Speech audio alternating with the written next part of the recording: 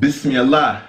Assalamu alaikum, Whaatwaa family. Welcome back to the channel. It's your boy, Mr. Whaatwaa. Today. Hey, yo, skirt, man, check this out. Alright, guys, what this video today is called Father and Son Emotional Hadith. Alright, let's get into it. Now, remember, this is your first time on the channel. Make sure you go ahead and subscribe and join the Whaatwaa family. Also, before we get started, put a like on this video. Remember, if you got a video you want me to react to, get down in the comment section, post the link, and I will get to it, man. Let's go ahead and check this video out. But before we get started, remember, Ramadan is coming up, and we have a Whaatwaa Family Foundation. We have two links down in the description. We have a PayPal me link and a GoFundMe link, so pick any link that you can donate, and everything that you donate will be greatly appreciated. We're going to use it for this Ramadan coming up. This is going to be my first Ramadan as a Muslim man, so I can't wait. So remember, if you haven't, make sure you go ahead and subscribe and turn on the notification bell, because once those videos start coming out during Ramadan, you want to make sure you're the first ones to watch it. Alright, let's go ahead and check this video out. Should be very interesting. In the name of Allah, the greatest, the most high. Allah Azza you are my only one true love.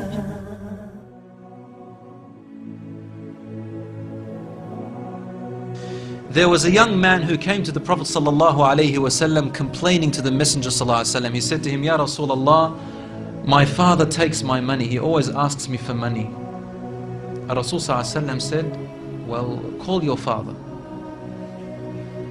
He went to call his father. Jibreel alayhi salam came to the Prophet ﷺ in that time.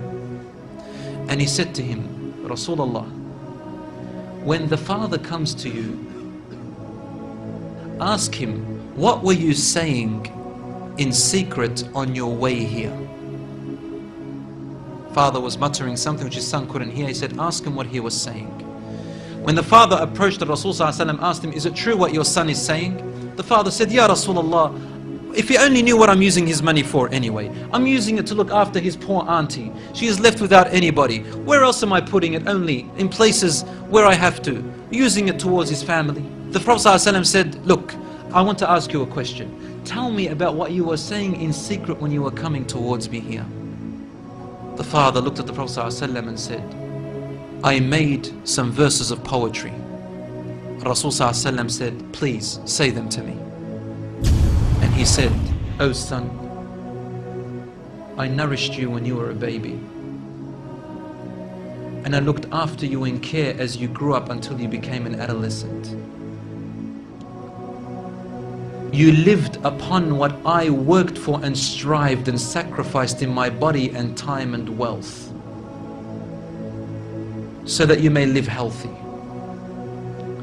Whenever a night passed you, when you were sick or ill or coughed, I was the first to be up, carrying you and looking upon you with my heart, afraid if an atom or a little breeze would harm you in any way. I could not sleep while seeing you sick until you slept, and then I slept. He said, when I ceased to see you sick, it was as if I was the one who was sick and ill, and so my eyes would always overwhelm with tears, but you never knew. And then he said, and when you finally reached the adulthood, which all my life I was anticipating and looking forward to seeing you become that. I mean, this is all he's doing, right? He's raising him, waiting for the day he's going to get married, the day when he will get his qualifications and finish, the day when he will get his skill, the day when he can stand on his feet, the day when he will rejoice, until you reach the day when I have all my life anticipated in my heart to see you reach and rejoice. You gave me a reward, and your reward was harshness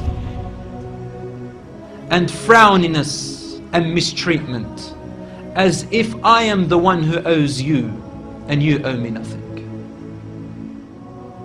The way you treated me is like what a neighbor would treat his neighbor. I wish that you even gave me that. Rasul ﷺ, he looked up at the father, and the father looked at him, and the Prophet ﷺ's beard was soaked with tears. From his emotion, Rasul ﷺ grabbed the boy from his chest.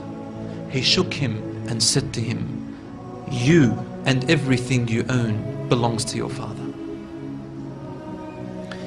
This hadith is narrated in Ibn Majah. Today we see children taking their own parents to court because they took their house or their property. Allahu Akbar.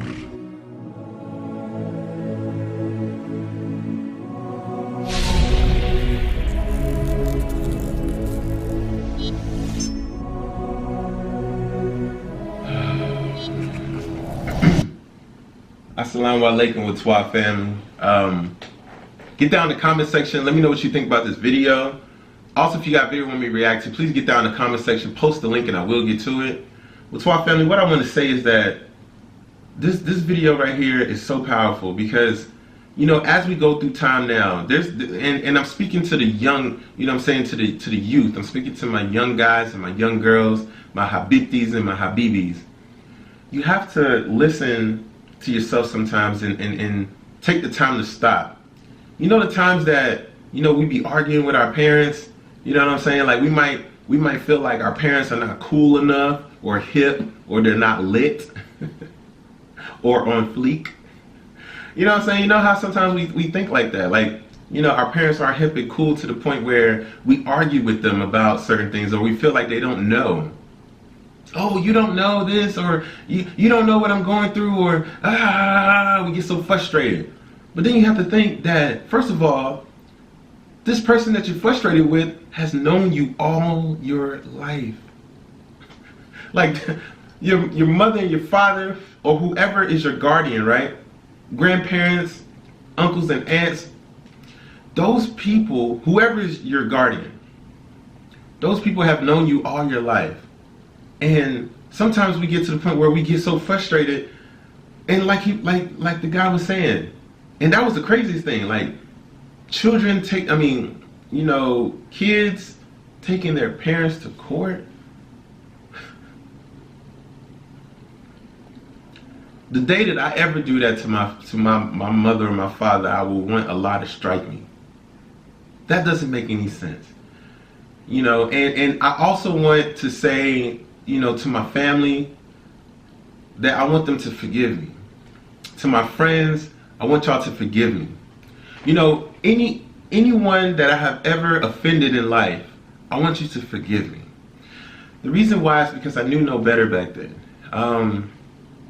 There's some things that we argue about, and then as time progresses, we think about it like, that thing was so minute, it was so petty for me to do that, or it was so petty for me to argue about that.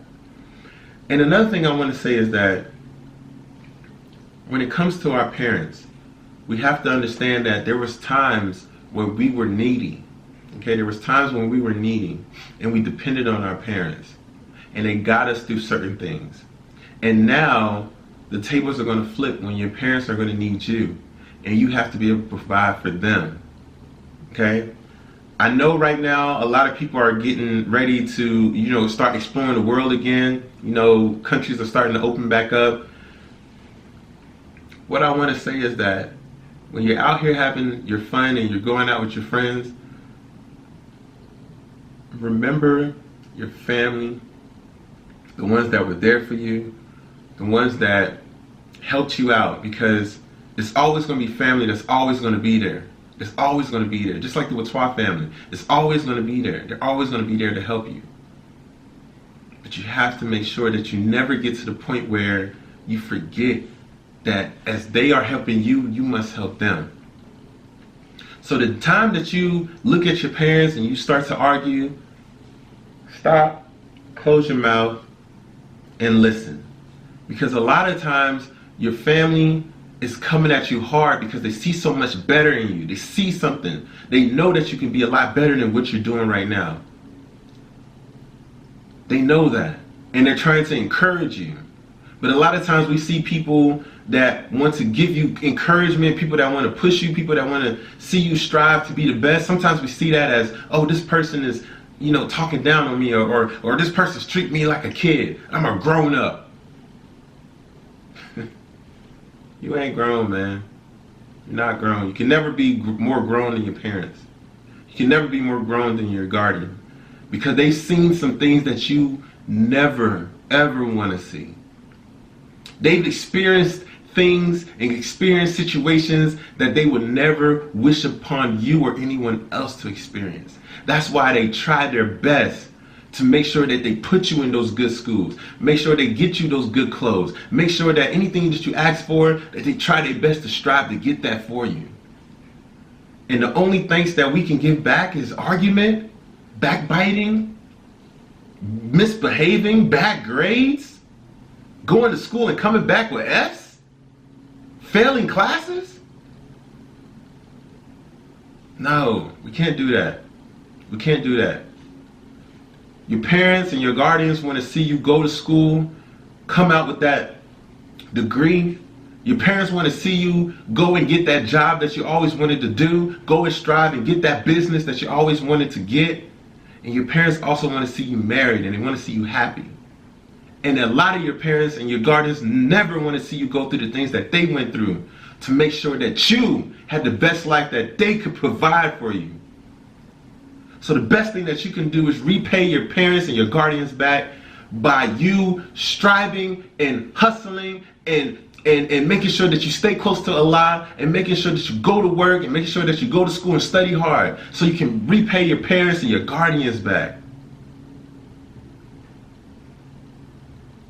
And when I say repay, I'm not talking about materialistic things. I'm talking about accomplishments. For your family and your friends and your family and your friends and your guardians and everyone else to be able to look at you and say, wow, look at all these accomplishments. I'm so proud of you and your accomplishments. With our family, we have to make sure that everything we do in life, that we make sure that we're accomplishing things, that we're finding who we are in this life. Yes, you're going to get frustrated. Yes, you're going to have disagreements. But never ever turn your back on your family. Never ever turn your back on your parents. And never ever turn your back on your guardians. If you do that, that's like turning your back on Allah. Don't do that. We must teach. In the same way you want to teach people and tell people what to do, you have to be able to learn and be able to receive that same information back. No one can become successful if they don't know how to sit down and listen and understand and learn. Think about that, Whaatwaa family.